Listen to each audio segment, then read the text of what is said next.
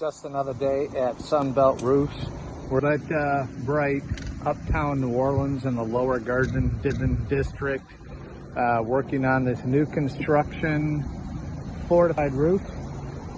Just one interesting on this one, as the water comes down this slope, it hits what we call a low slope area. And this little wall is called a parapet wall. And as the water gets divided up into each one of these different segments and flows through a drain through the wall and out, and we install what's called a scupper, and that will be sealed and flashed accordingly to let the water escape without getting held back behind this wall. And then, as you can see, out over the edge, and there'll be gutters on this outside edge as well. It creates a front facade and a beautiful curbside appeal that would be typical of old world New Orleans. But we'll keep you updated.